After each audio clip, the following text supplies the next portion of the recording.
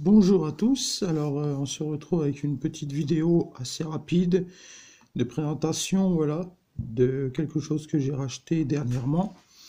Donc là par contre c'est du tout neuf, j'ai acheté sur le site Thomann, hein, pour ceux qui connaissent, hein, il est très connu des amateurs de sono et d'instruments de musique. Et il y a un petit peu aussi de public adresse, donc voilà, donc j'ai acheté ceci. Voilà, c'est marqué dessus Driver Unit. Donc je pense que vous vous dites à peu près ce que c'est, pour ceux qui connaissent en tout cas.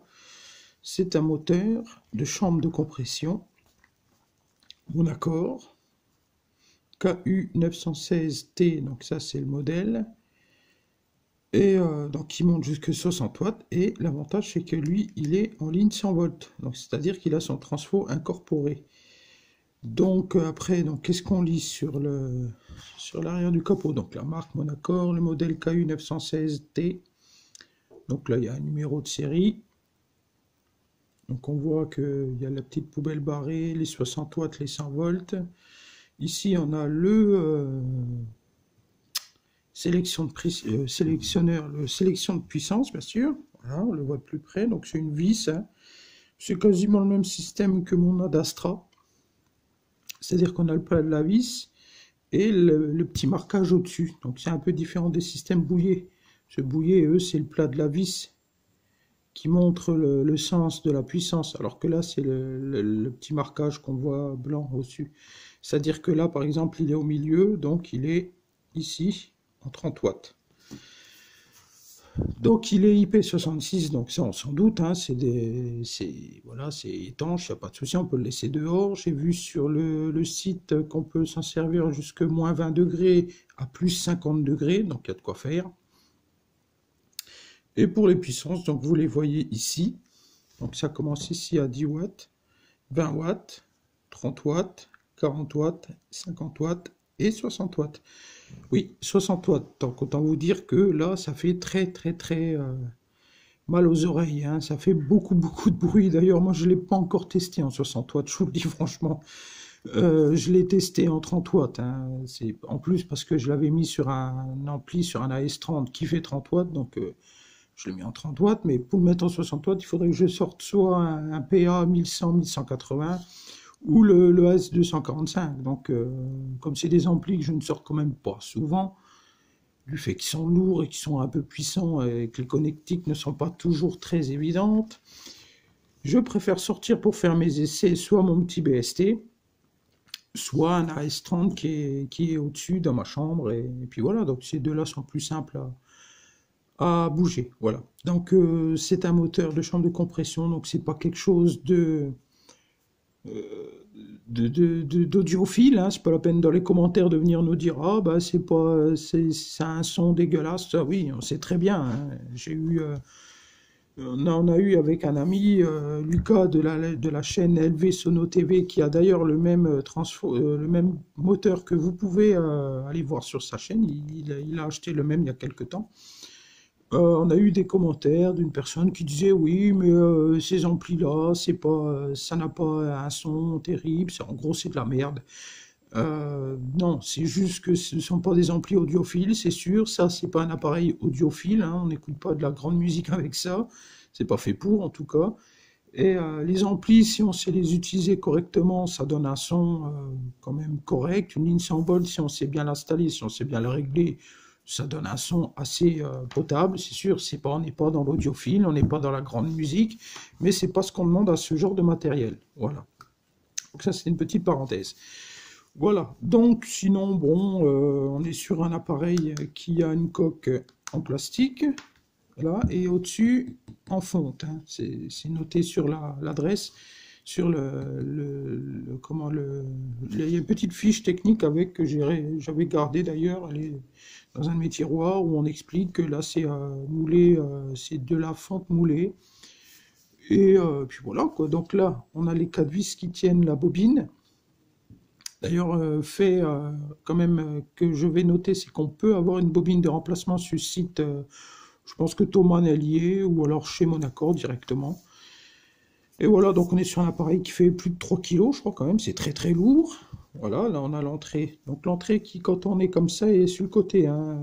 Voilà, normalement le vis il est droit là, puisqu'on a l'écriture en bas. Ça sort sur le côté. Mais du coup, c'est exactement comme on a d'Astra, parce que ça fait exactement pareil. Voilà. Si je mets le droit là, le fil sort sur le côté. Voilà, comme on a d'Astra. Donc je pense que quelque part, ça doit être à peu près les mêmes usines, hein. Donc ce que je vais faire, on va le démonter. On va enlever ces 4 vis là. Voilà, qui sont là. Et vous allez voir à l'intérieur, donc juste l'aimant et le transfo au fond du capot. Voilà, je ne démonterai sûrement pas la bobine, ça c'est clair, je ne le fais pas. J'ai pas envie de le casser, il est quand même tout neuf, hein, je l'ai acheté neuf. Vous pouvez le trouver chez Thomann, vous tapez moteur Monaco, vous tomberez dessus. Vous verrez qu'il vaut quand même son petit prix, donc je ne vais pas m'amuser à le démonter et à faire des conneries, je vais juste démonter cette partie-là parce que en fait, ça enlève juste le dessus, quoi, et en fait, on voit l'intérieur du capot. Je vais juste vous montrer ceci, et c'est tout. Après, on va faire, parce qu'en fait, je l'ai monté, à l'origine, je voulais le monter sur mes pavillons alu, mes deux gros Birflex alu, en acheter un deuxième plus tard, et puis monter, avoir deux moteurs comme ça en 100 volts sur mes pavillons en alu. Mais en fait, je me suis rendu compte qu'il ne se vise pas très bien sur les alus. Alors, il se vise dessus, il tient, mais comme c'est des pavillons en fer et que j'ai peur de bouffer le pas de vis, et ça serait un peu dommage.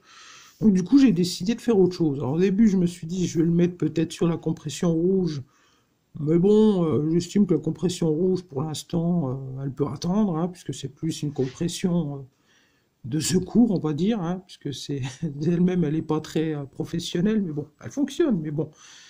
Et puis je me suis dit, mais j'ai quand même le Planiflex qui est quasiment de la même couleur déjà, qui est à peu près cette couleur-là, un peu marron, gris, plutôt gris-bleu, voilà, pareil.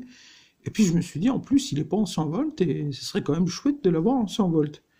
Donc du coup, bah, je me suis dit, allez hop, j'ai enlevé le capot, parce que bon, Planiflex, il a un capot qui est vissé à l'arrière, donc j'ai dévissé le capot, j'ai enlevé le moteur d'origine, qui était un moteur en 16 ohms, et j'ai fait un essai en mettant directement ce moteur-là sur le Planiflex. Sur le pas de vis, il rentre bien. Ça force un peu au démarrage, mais ça rentre très bien. Et puis comme c'est du plastique, ça ne bouffe pas mon pas de vis là, donc ça c'est très bien. Il tient très bien dessus, et croyez-moi, ça fait un boucan d'enfer. D'ailleurs, je vais vous mettre un petit extrait juste après, pendant 1 minute 30 avec le Planiflex en 30 watts, donc sur la S30, vous verrez, ça résonne pas mal, hein. Je ne l'ai pas mis très fort parce que c'est vraiment, ça devient vite assourdissant. Donc là, je vais juste dévisser là, vous montrer l'intérieur, et à la fin, vous aurez le petit test de son sur le Planiflex. Voilà, donc une fois démonté, hein, on tire dessus, tout simplement, on enlève les 4 vis. Donc là, on a le droit à un aimant quand même d'une taille vraiment très impressionnante, hein. Vous voyez, l'aimant il fait quasiment toute toute la partie du haut, hein. Donc on a des petites cosses sur le côté, voilà, vous les voyez là, propre.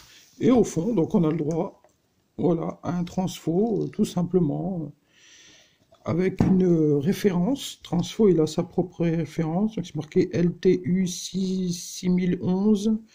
Donc on apprend aussi que du coup c'est du 16 ohms, vous voyez au-dessus, c'est marqué 16 ohms sur le côté. Et on a encore un papier avec les puissances données, voilà. Donc au fond là-bas, sur le fond, vous voyez là, ici, il y a le sélectionneur de puissance qui est là. Voilà. Et puis c'est tout simple, hein. Après voilà, bon, on voit pas très bien, j'ai pas énormément de lumière, mais je pense que vous voyez l'essentiel, hein. C'est simplement un transfo, donc il est retourné. Il est vissé sur des petites pattes, voilà, il est retourné. Donc en fait, c'est le fond du transfo, c'est pas le dessus, hein. Et puis voilà, puis la compression, donc qui est ici avec son aimant, avec encore un numéro de série qui est ici. Voilà. Donc je vais vous mettre le petit test de son, et puis on en restera là-dessus. À la prochaine.